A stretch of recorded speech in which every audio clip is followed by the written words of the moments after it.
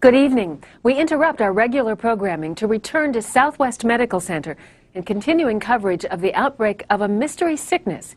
Earlier today, hospital officials said they were admitting patients with symptoms that seem to be severe adult chickenpox.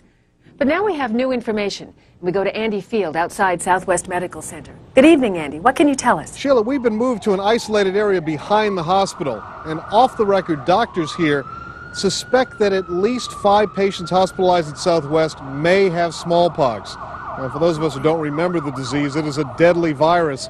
We haven't seen it in this country in at least 20 years. Now, if this proves to be true, we could have a very serious health emergency on our hands. But officially, the hospital will not confirm or deny that diagnosis. And the problem is we don't have enough vaccine to go around. Meaning we don't have enough vaccine for the United States? Well, I would like to think that, but we don't have sufficient stockpiles for the people in Oklahoma, Georgia, or Pennsylvania, much less for the entire United States population. Well, that certainly doesn't sound encouraging. What do you mean exactly? Angie, it means it could be a very dark winter for America. Sobering. Thank you very much for joining us, Dr. Kavlik. We do continue to wait for official reaction to this developing situation. Now we go to a special report on the deadly effects of smallpox that led scientists to launch an eradication program thought to wipe out.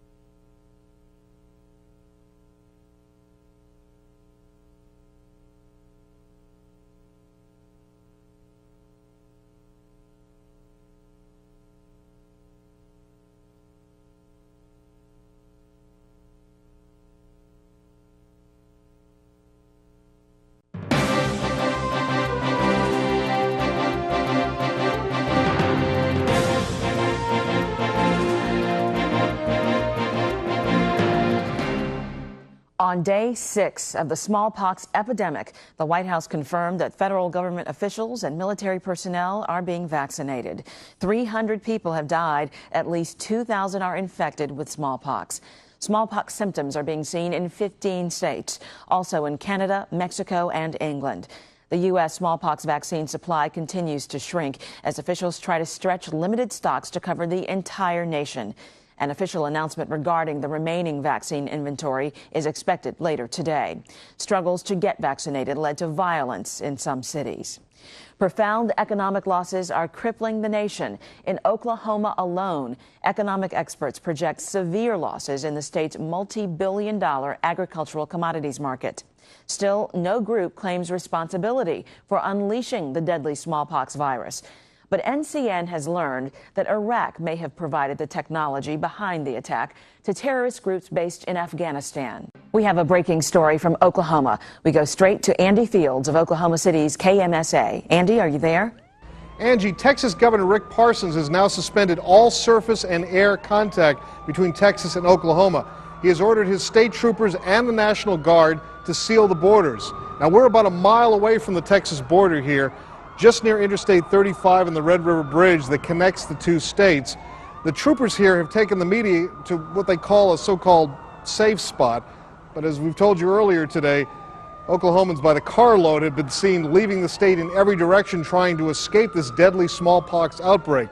Now, we have reports of vigilantes at the Texas border trying to stop people from coming over. I don't know if you just heard that. There was a shot fired. We've heard there's another one. Now, we're not sure where these shots are coming from. We're a little too far away from the border to hear this here, but there have been shots. This is the second time in the hour we've heard this. The National Guard and the Oklahoma State Troopers are here with us. We're not certain who's doing the firing or if what we're hearing is return firing. There's another shot. It's starting to sound like a war zone. I'm Andy Field reporting. No other country in the world is accepting flights originating in or transiting the U.S.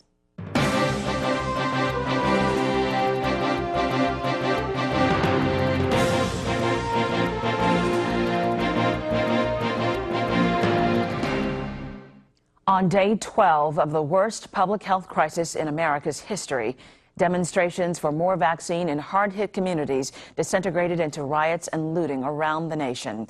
Interstate commerce has stopped in several regions of the nation.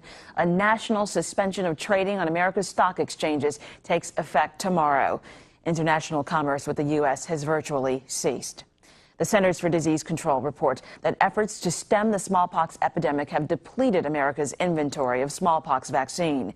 While the CDC may be out of the vaccine, at least 45 internet websites are now offering what they claim are safe, effective vaccines. These claims have not, we repeat, they have not been independently verified. Authorities urge caution. At least 25 states and 10 foreign countries are reporting smallpox infections. At the United Nations temporarily meeting in Geneva, China has sponsored a resolution to censure the U.S., blaming America for reintroducing smallpox to the world. It demands the U.S. supply the world with vaccine. Since the diagnosis of 20 smallpox cases in Oklahoma City 12 days ago, hundreds have now died, thousands have become infected. The latest figures show more than 15,000 new cases in the past week. Officials now question whether a single attack could be responsible for this outbreak pattern developing in the U.S. But they project that each 2 to 3 week period will see a minimum 10-fold increase in new cases